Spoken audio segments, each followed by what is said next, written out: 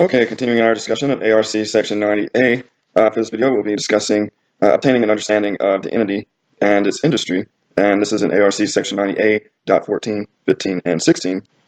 And first, in regard to understanding the entity, it says when we perform the financial statement review engagement, then we should possess or obtain an understanding of the industry in which the entity operates, and that includes the accounting principles and practices generally used in the industry, and that should be sufficient to enable us to review the financial statements for an entity that's operating in that particular industry. And this goes back to our requirement of our engagement team needing to have the competence to perform the review engagement. So if we don't possess this particular knowledge related to the accounting principles, we need to do some kind of CPE or some kind of study to gain that understanding of the industry so that we're competent when we're performing the engagement.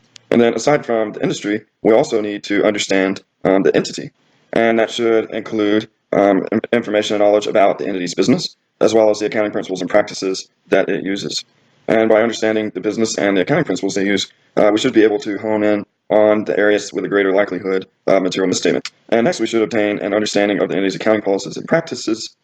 And since we have a knowledge of the accounting principles that are typically used in the industry, comparing the industry principles and policies to the ones used by the entity, we should be able to determine if they're using any unusual accounting policies. So we have some explanatory material here at A30 through 32. So let's go down and take a look how we can understand in a little more detail what all we need to understand about the entity and industry of the entity that we are reviewing.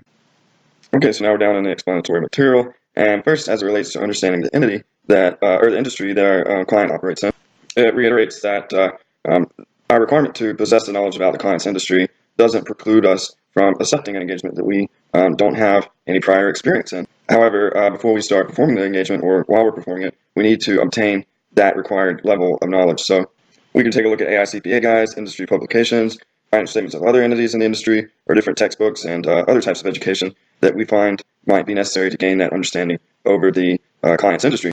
And next, regarding obtaining the knowledge of the entity for which we're reviewing their financial statement, we would typically obtain that knowledge through inquiries with the entity's personnel, reviewing documents prepared by the entity, or experience with the entity or its industry.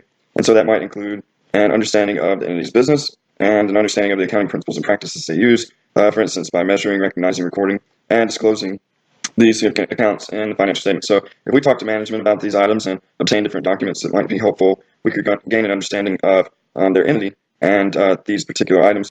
And so they specify here that an understanding of the entity means a general understanding of the entity's organization, its operating characteristics, and the nature of its assets, liabilities, revenues, and expenses. So we don't necessarily have to know everything about the business. We just maybe need to understand each of these points to a level that would allow us to perform our engagement with competence. And that's certainly a level that is up to professional judgment. But at a minimum, we need to understand its overall general business organization and the accounting principles and practices that help us to understand the way that its assets, liabilities, revenues, and expenses are recorded.